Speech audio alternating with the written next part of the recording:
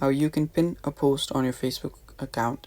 Now this is really simple, so before we move on with that, if you are new to our channel, just go down below, hit the red subscribe button and press the bell icon so you don't miss out on our upcoming videos.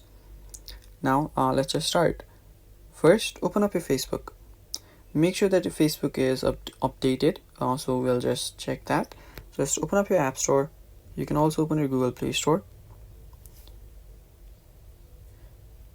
and just search for Facebook. Now there you can see it's up to date. Now again, let's go back to Facebook.